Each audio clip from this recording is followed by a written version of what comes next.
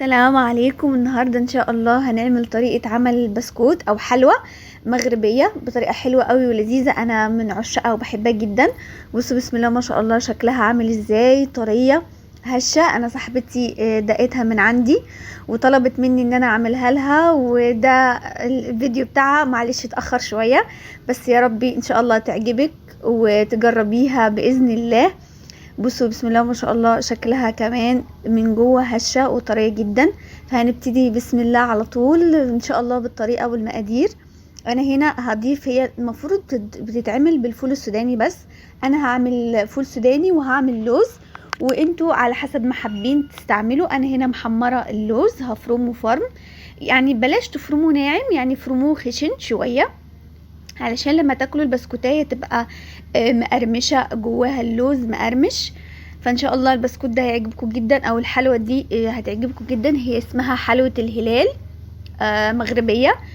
انا بحبها ومن عشاقها زي ما قلت، وهتعجبكم ان شاء الله. كمان هنا معايا ربع كيلو زبدة، ومعايا كوباية الا ربع سكر.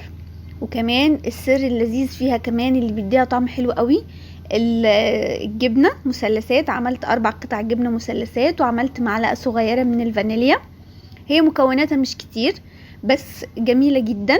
هي من الحلويات المغربية القديمة المحبوبة جدا عند الناس.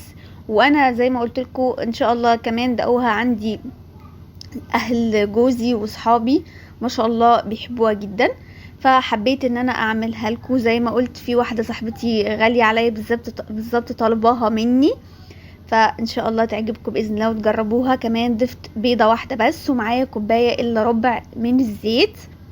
هخلط الكل حلو جدا، مفيش، احنا بنخلط بس الزبده مع الجبنه مع السكر والفانيليا لغايه ما يختلطوا حلو قوي ويبقوا شبه الكريم.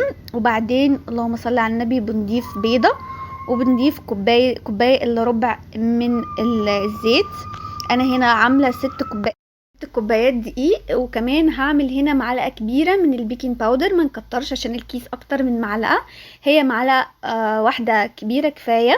ال6 كوبايات اللي انا ضفت من نفس الكوبايه اللي احنا يعني وزننا بيها كل حاجه، هي برضو اللي وزنت بيها ال6 كوبايات دي.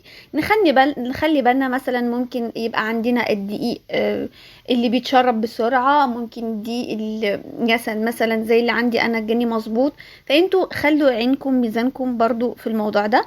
انا قسمت نص كميه الخليط العجين اللي عندي، خلطت فيها اللوز، وبعدين كملت باقي الدقيق لغايه ما المها كويس جدا.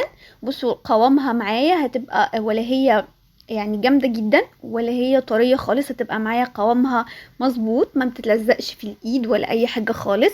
تمام. وهكمل باقي الكميه، هضيف لها برضو الفول السوداني وهخلط. احنا سايبين العجينه طريه لغايه ما نخلط كويس جدا الفول السوداني او اللوز، وبعدين نكمل باقي الدقيق. زي ما قلت انا ما شاء الله خدت معايا 6 كوبايات دقيق كاملين، وكان القوام بتاعها مظبوط.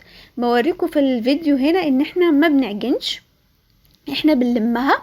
نخلي بالنا ان البسكوت ما بيتعجنش، يدوب بيتلم، علشان ما لو اتعجن ممكن يعمل معانا عرق ومش هيبقى الطف حاجه. فاحنا بس نلملمه. انا باكد علشان البنوتات اللي لسه اول مره يعملوا بسكويتات ان بالطريقه دي ما بنعجنش، بنلملم بس العجين معانا. دلوقتي هنبتدي نشكل. احنا هنشكلها هشكل الفول السوداني بالطريقة الأصلية. الطريقة الأصلية بتتعمل بالكوباية، بتشكل على شكل هلال، عشان كده جه اسمها من شكلها من شكل الهلال، فعشان كده هي اسمها حلوة الهلال. هنجيب الكوباية واوريكم الطريقة بتاعتها سهلة جدا، وما شاء الله بيبقى شكلها حلو قوي.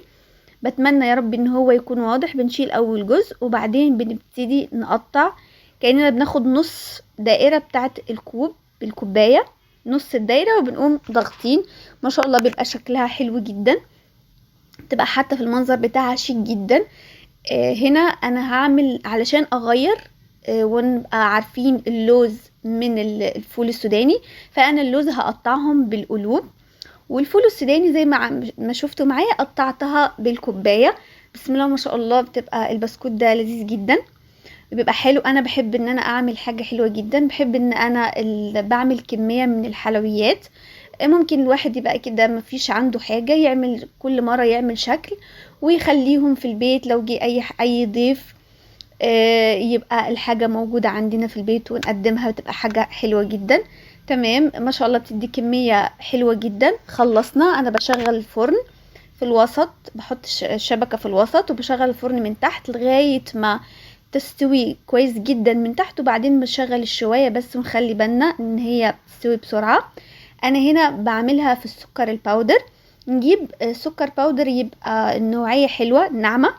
اهم حاجة ان احنا مش اول ما تطلع من الفرن نحطها في السكر، لا نسيبها تهدى، يعني مش تبرد خالص ولا تبقى سخنة جامد، تبقى اللي هي دافية علشان السكر برضو يمسك فيها.